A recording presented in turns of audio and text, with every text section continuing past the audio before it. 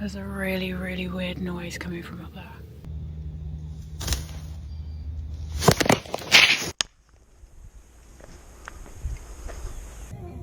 Oh.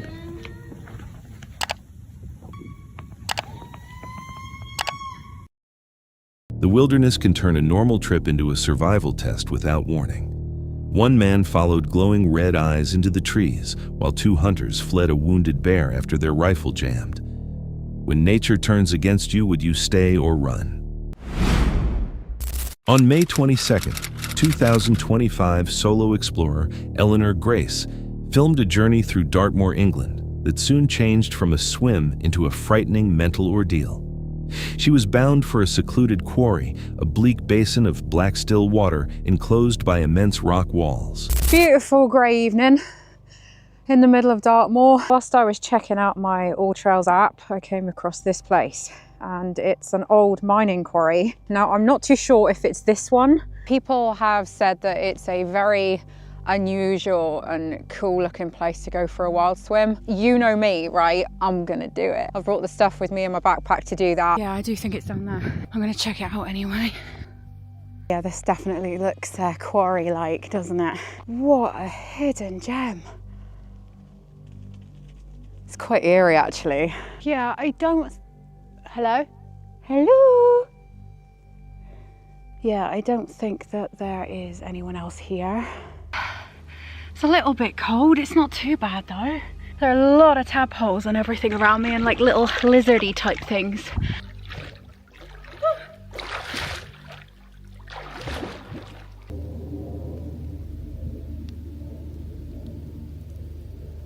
There's a really, really weird noise coming from up there. I don't know if someone's wild camping and pumping up something, because that's what I can hear. It sounds like that, either that or it's extremely loud, heavy panting. It is pretty eerie when you're on your own.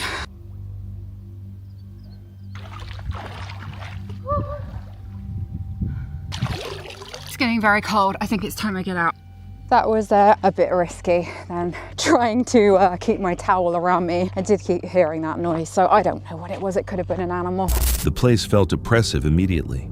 Though uneasiness warned her to stay out, Eleanor stepped into the pool and soon heard a disturbing noise rolling down from the cliffs.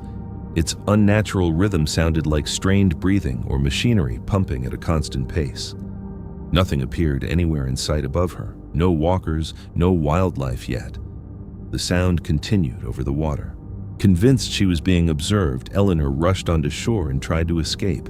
Instead, the moor became a dangerous maze. Where's the car park? It's in the distance over there. No, how do I get down? Where the hell is the car? Oh God. Ah! Oh. Whoa. I just put my foot in that. I'm gonna try and get over there. They're everywhere. It's the only way there. I'm like checking it all now. Oh my God. This is up to my thighs. Okay, so that's the stream. The car is underneath those trees. Cool. Oh, we're quite late. And I've still got a bit of driving to do. I do not like driving on Dartmoor at night. The amount of animals everywhere, and you have to be extremely careful. It's 11:15. I'm in the car tonight, parked on my dad's driveway.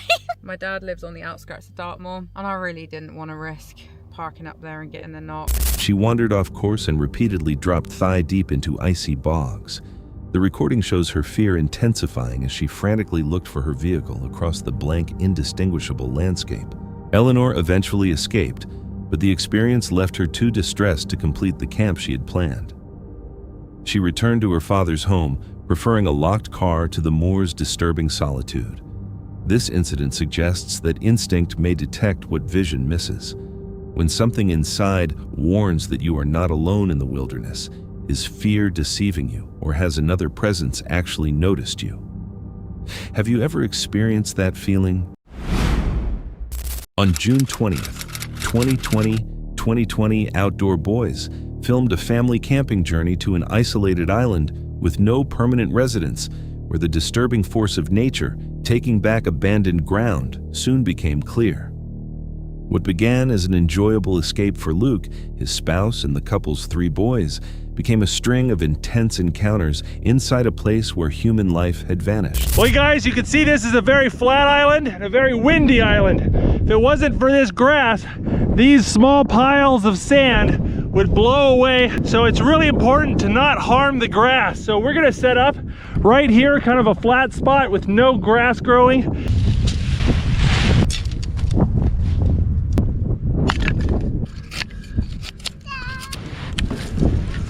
This right here is the best tinfoil dinner ever. For me and Becca, I also have 2 well-seasoned filet mignon steaks here. We're gonna fry those up as well. What do you think, Mom? Is it good? It's delicious. All right, I'm gonna start breaking down camp, putting everything away, and as soon as we're done with that, we're gonna go explore that abandoned house over there. And you can see this is part of the old seawall right here. Oh my goodness, look at all these crabs. Thousands and thousands of crabs. You can hear them scurrying. Look at all the crabs.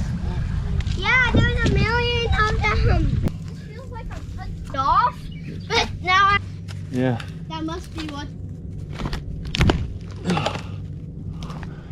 What is that, like a winnower? It does look like crabs. Hey guys, check it out. It's a sink.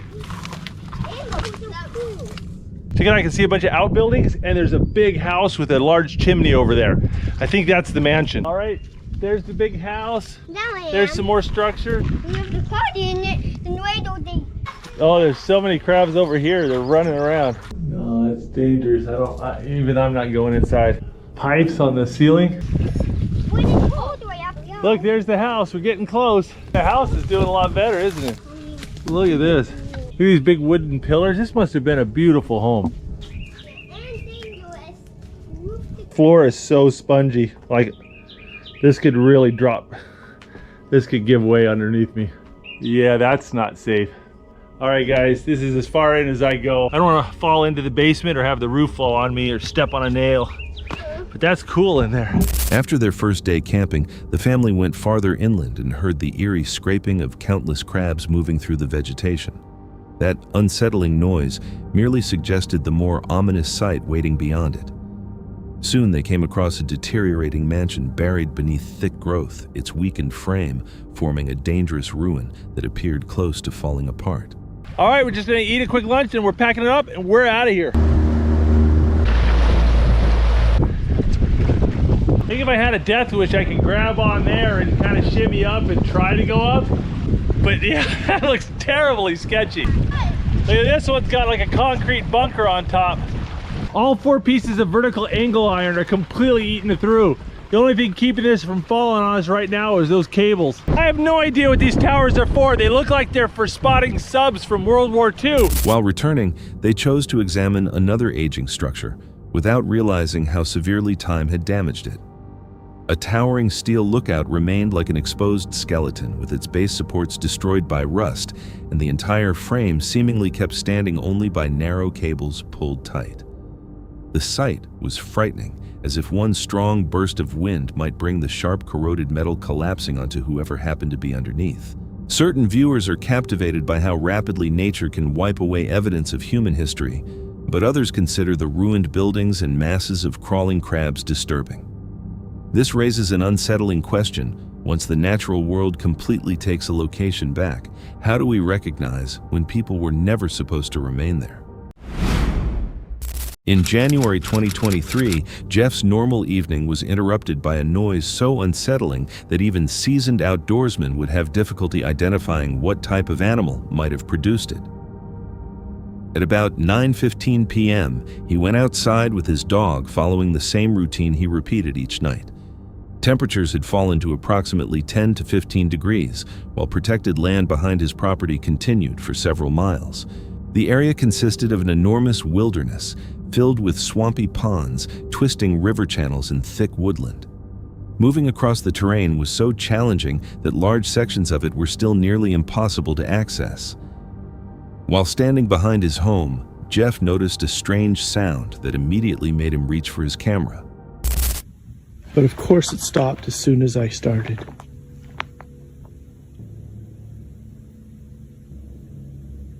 All I can hear right now is dog barking, I think.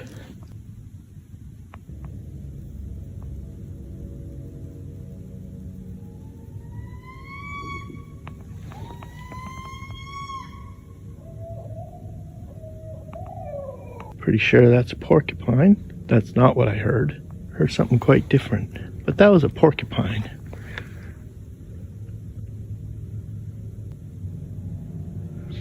Way off in the distance, there's dogs still going crazy.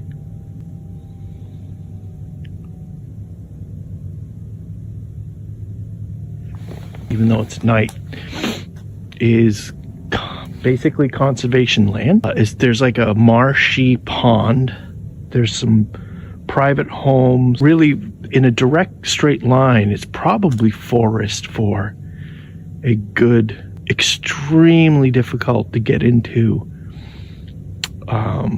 wetland pond. It just becomes inaccessible as it gets marshy.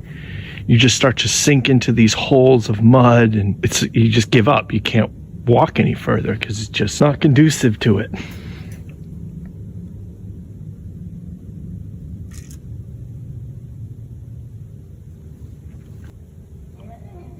Oh.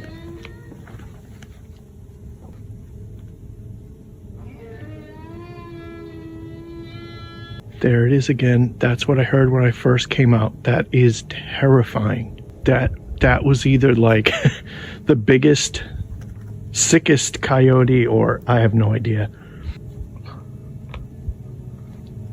Wow.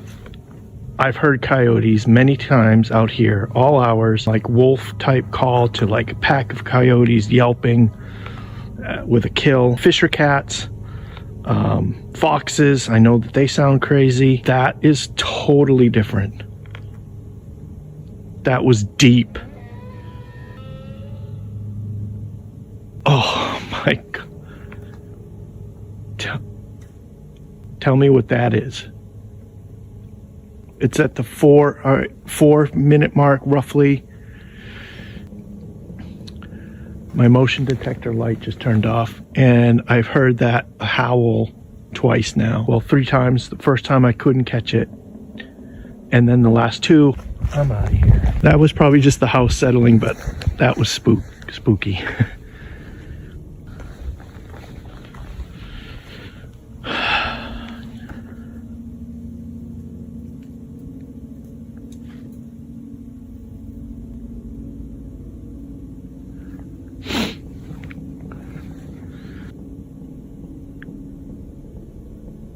Someone's gonna have to tell me what that sound was.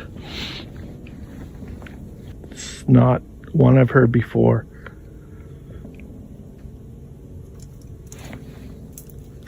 Keep getting spooked by, like, I think ice falling off of trees or something. So it sounds like something. The dogs, I don't know if you could hear the dogs still kind of barking crazy nonstop. Because that was loud. First one was definitely louder though. The first one, when I first came out here, before I could even start recording, that was really loud. I was walking, so it sort of mixed in, and it didn't register with me until the tail end of it. I'm guessing it's, I don't know, 10-15 degrees out here. It's 9:15 p.m., something like that. Typical time for him to go out. I've heard coyotes at all crazy hours of the night, but that was different.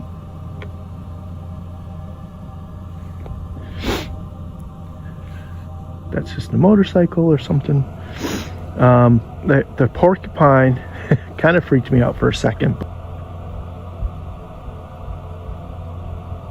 So it's not the porcupine. Another sound. Despite the darkness, the land past his yard was clearly protected. Wilderness containing wetlands, waterways, and dense woods stretching far into the distance. A small number of private houses stood nearby, but directly behind his property, the landscape soon became continuous forest. Reaching most of it was extremely difficult because muddy wetlands and shifting ground made travel on foot almost impossible. Even now, nobody has conclusively determined what produced the noises. Some suggested that an unusually ill coyote might have been responsible, while other listeners remained much less convinced. Experiences like this reveal how restricted human perception becomes in isolated places after sunset. With limited visibility and sound, moving unpredictably across wetlands and woods, even a familiar location can suddenly seem dangerous, allowing uncertainty or curiosity to create needless risk. After reaching his secluded cabin along High Knob Road, a property owner discovered a truck parked in the driveway that clearly did not belong there. What first appeared to be an innocent parking mistake soon turned much more disturbing when the unknown visitor would not go away. It's nothing to be concerned about because I've already been talking to surveyors. I own this property. I can show you rightfully right now. You can call the police. Okay, I'm going to. Because you're on my land, I paid to have this driveway put in. You're wrong. I had the survey when I bought it. You half spoke there. Are you recording? Yes. You want to put that away, we can talk. I don't trust anybody because right now there's no one else here but me and you.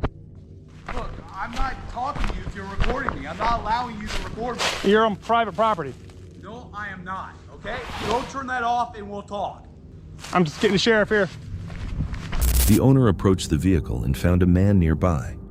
He explained that the land was privately owned and that the Hardy County Sheriff had already been called. Still, the stranger remained there on the property and made no attempt to move his truck. I've come to my property. I've been notified that someone's been trespassing. I come here. He's telling me that this is his property.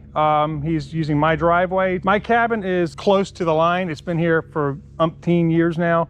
I've asked him to leave. He's told me, no, this is his property. And I need to get someone out here to help settle this and to have him removed. His name is Mark. Also, I have a GoPro on me. Am I allowed to be recording on my property? Okay, because he's telling me to turn it off. I'm just for my own safety. I do not know. In my vehicle, I always bring it up here just because of bears and stuff. There's a 20 gauge in my vehicle. It's unloaded. And consider me unarmed. No, he appears to be on his property, but he's using my driveway to access his, and he's parked on mine.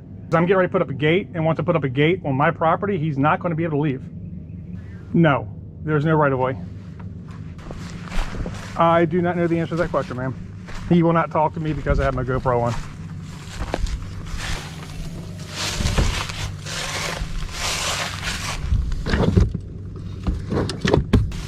That sounds good. Thank you very much, ma'am. In the owner's written statement, sheriff's deputies at last reached the isolated property after a long drive, making all the circumstances clear. After about 20 minutes of discussion, the man admitted the land was not his and that he had no legal right to park his vehicle there. He also conceded that he had lied, claiming the owner's property was simply a more convenient place to park. When questioned further, the truck started normally without any actual mechanical trouble. After the trespasser left, the owner secured the driveway with a cable to prevent anyone from entering without permission again. The incident still left one disturbing question. What might have occurred if no one had recorded the encounter when assistance is far away and another person is being dishonest? Remaining calm during the confrontation and keeping evidence can make a significant difference in staying safe. On Father's Day, 2022, a seasoned stealth camper from Outdoor Adventures and Gear prepared a concealed campsite deep inside the woods. Before long, unforeseen events transformed what should have been a peaceful overnight stay into an urgent escape. The camper always kept an emergency bag packed for situations just like this one.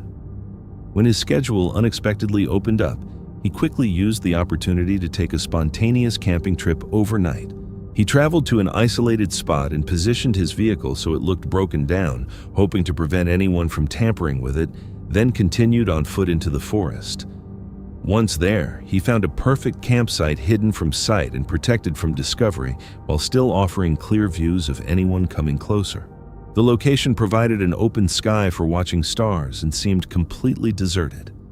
He erected his guide gear tent, arranged a military patrol bivvy, and prepared a fire pit. Everything appeared to be proceeding according to plan. While waiting for night to completely take over, he noticed something that immediately altered everything. All right, guys, I'm hearing a noise, so we're gonna see what it is. There's a chance I could be busted, but I'll come back.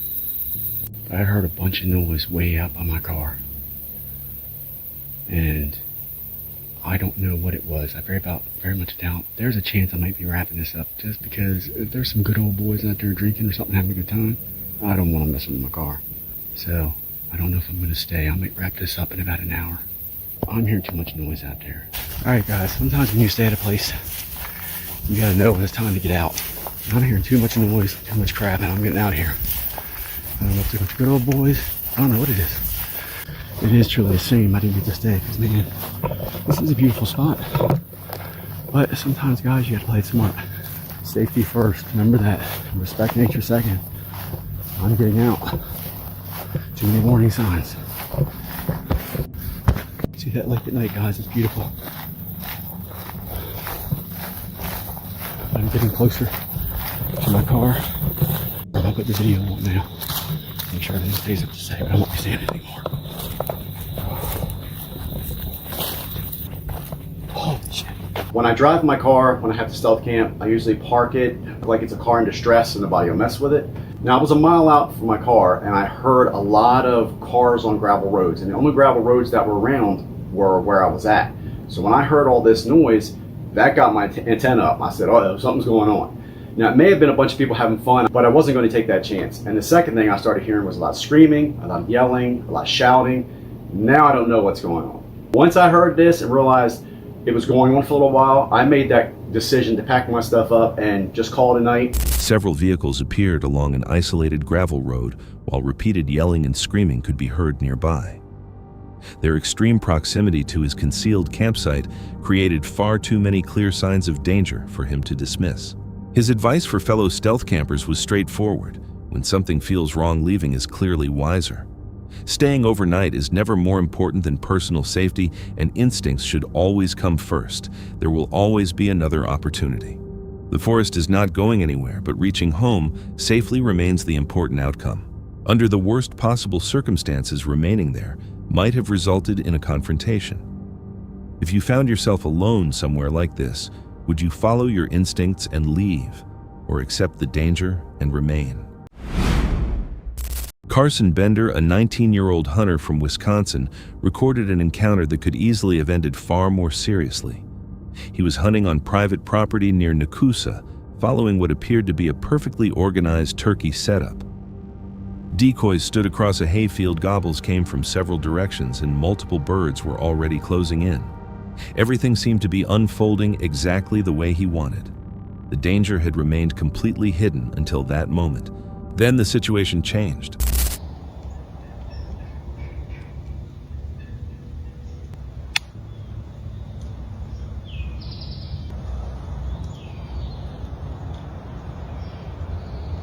Because turning around might have frightened the approaching birds, Bender lifted his phone and activated the camera to check the area behind him. That was when he noticed a bobcat, believed to weigh about 25 pounds, advancing with slow and careful movements. The animal appeared focused on what it considered an easy target. For almost an entire minute, it stayed nearby, watching him and trying to understand what it was seeing.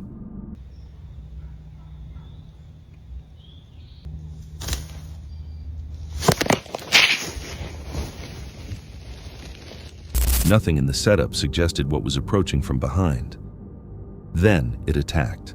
The bobcat sprang forward, struck his arm, and Bender immediately pushed it away. Within seconds, the animal retreated and vanished into the nearby tree line. Wildlife experts explain that turkey calls may attract bobcats, although direct physical contact with people is extremely rare. Usually, the animal recognizes that something is wrong and withdraws before reaching that distance. This one continued forward. Bender escaped without major injuries, which makes the outcome difficult to comprehend, considering how quickly the encounter escalated. What would you have done after turning around and realizing the animal was already moving toward you?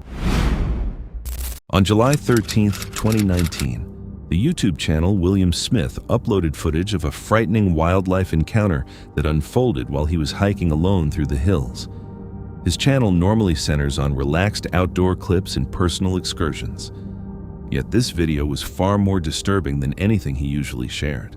The recording begins with William following a thin trail carved across the side of a hill where one edge dropped sharply and untouched wilderness spread across the surrounding landscape. No one else was visible anywhere. There were no voices, footsteps, or other signs of activity. That silence ended.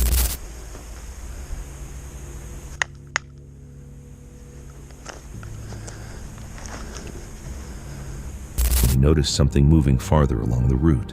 The exposed terrain left him with no cover and no way to move around whatever waited ahead. A massive figure occupied the trail directly ahead. As William moved nearer, he understood exactly what stood before him. A grizzly bear, described specifically as a Glacier grizzly. He recognized the animal immediately, and fear followed just as quickly. For several moments, both remained completely still.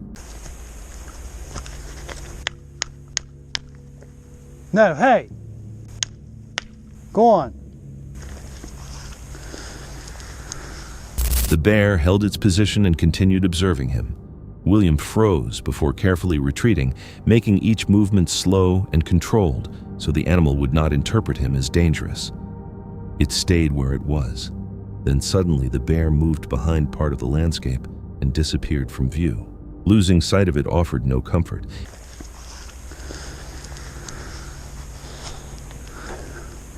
No! No!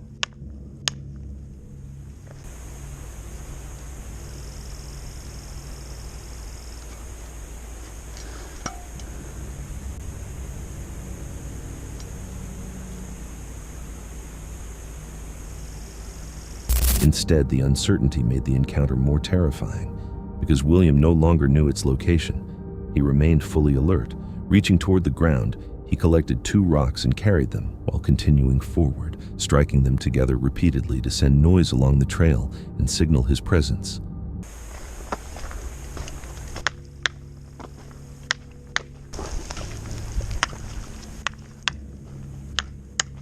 He's gonna bum rush my ass from up there.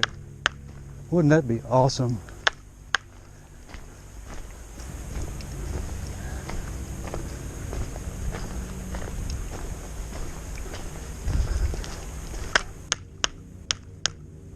With every step, he checked both sides of the slope, searching the vegetation and ridgeline for the smallest indication that the animal had returned.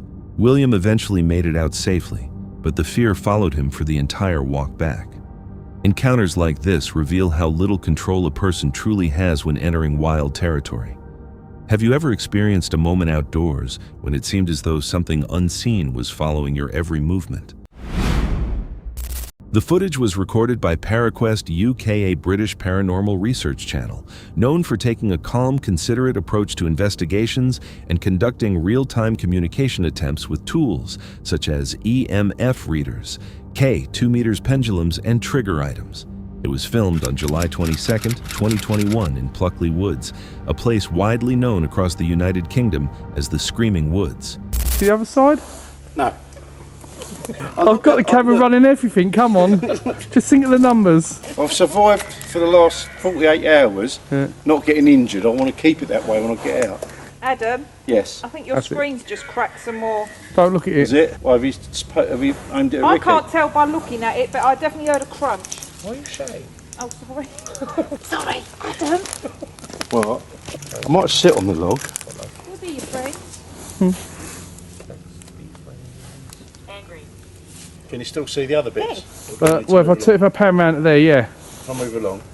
Oh, I'm going to get my bum. This is not a good idea. I think it's fantastic. Yeah. Right, give me those rocks. They're marvellous. I've got no signal at all. Your meter's going. My meter. Mm-hmm. Excellent. See.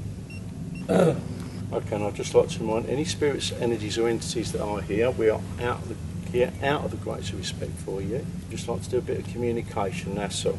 We are respectful. We mean you no harm. We are friendly. My name's Adam. If you like to communicate, if you like social communications, I'll have some devices sitting on this log. All they would do is light up and one of them will make a sound. Nothing will hurt. Adam and the other ParaQuest UK investigators moved cautiously through the forest, struggling across deep mud and rough terrain that slowed their progress. They chose a fallen tree as their central position, placed their equipment nearby, and arranged each device for the session.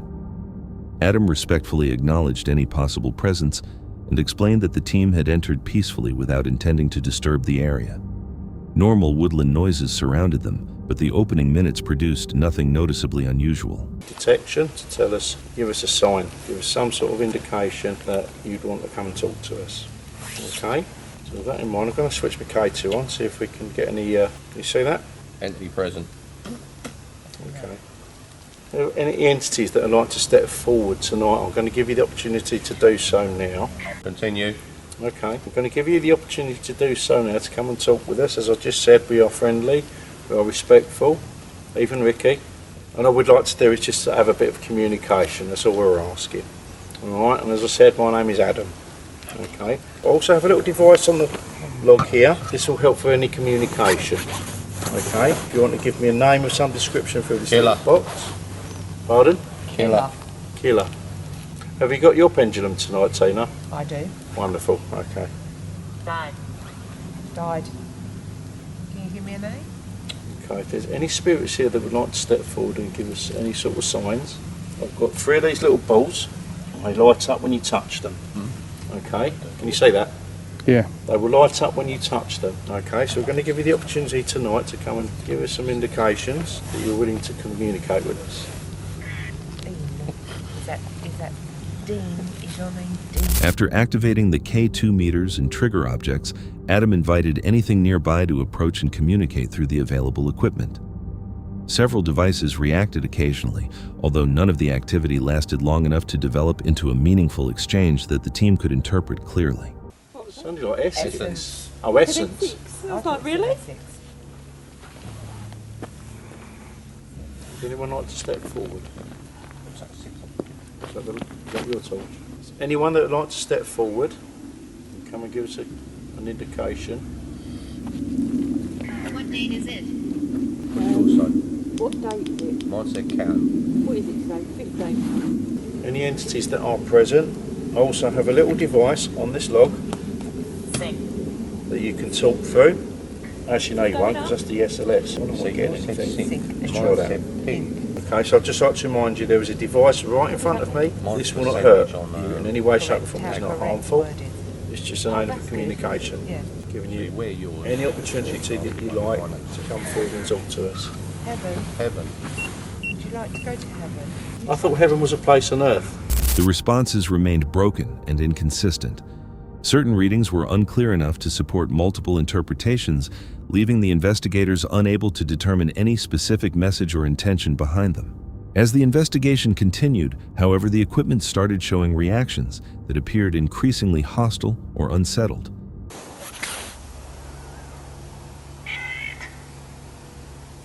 If you're angry at one of us for being here, can you give us a sign? Why are you angry? Always. Always. Well, what do you mean by that? What did it say, Adam? Always. Always angry. Jungle is like jungle. Adam explored the change further, trying to understand its source and intended target. The mood inside the forest became distinctly heavier, more intense than it had felt during any previous stage of the night. He noted how sharply the session had changed, with the weak, disconnected activity from earlier replaced by stronger and more emotionally charged signals. Despite the rising tension, everyone remained controlled and eventually ended the investigation without reaching a firm conclusion.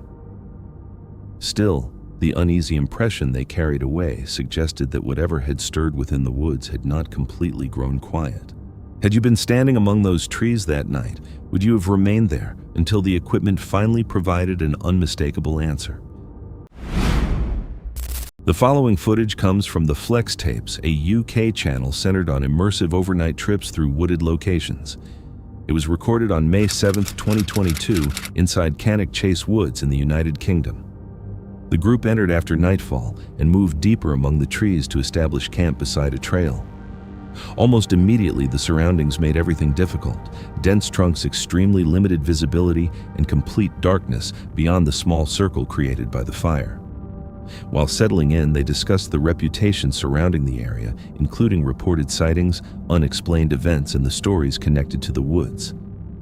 Nothing unusual had occurred yet, although the expectations alone had already placed tension over the campsite. Got the corner of my eye. Oh, REM pod. REM pod. That's moving. Movement sensors going off. What direction? We don't know. Oh. Right, so the REM pod is going off over there now. It's blinking. Did it go off? It'll come back on. Keeps going off. It went off for a good solid period of time then. Pressure continued building around them in silence. Soon, something drew their focus. A quick burst of light appeared beside the tree line, unclear and disappearing within seconds, yet visible enough that they could not simply dismiss it. The situation then intensified. Seems to be happening here, so we might as well conduct something here straight away. Ideally, I didn't want to do it here straight away, but it seems like whatever's here is here, yeah. Right, I'm going to quickly change my battery. And we have come to make contact. My name is Dan, and I mean you no harm at all. Just like to communicate with yourself, whether you are the black-eyed children, the werewolf, or whatever else lingers in this forest. A growl suddenly emerged from the darkness, sounding loud nearby and more physically immediate than anything noticed earlier.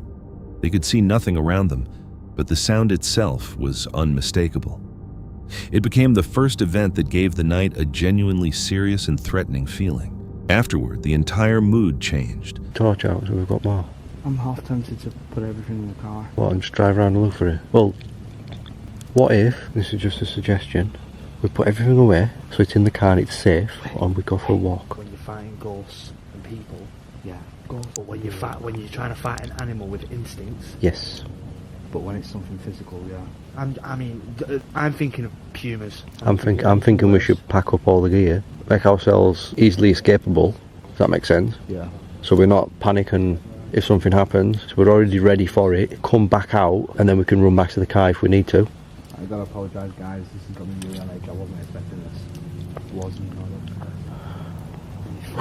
This is the way that we're doing it. I did not expect this.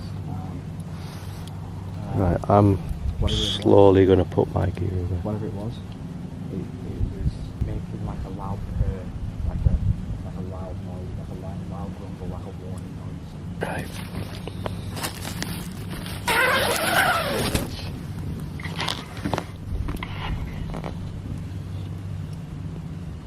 Their concern was no longer identifying the source, but deciding whether remaining there was safe. They considered several explanations: an animal movement hidden in the undergrowth, or something beyond their limited view, but none offered reassurance. Uncertainty itself now felt dangerous. They quickly gathered their equipment, protected their valuables, and decided the campsite was no longer somewhere they wanted to stay. So guys, footage from here might be a bit crap. You just want to look at my trainers, but still. Come on, James, quick. I am. Yeah, safety of the Q7, I think. What the f***? I don't know. Honestly, that's unexplainable on so many levels. The exploration ended there. They returned to the vehicle near the road, putting themselves closer to an exit, and remained inside for the rest of the night. No further activity occurred, although the uneasy feeling never completely faded. What made the encounter frightening was not simply the growl, but the inability to identify its source. Many noises heard after dark have ordinary explanations. This one appeared to have none. What would you have chosen, remaining inside the tent or returning immediately to the car?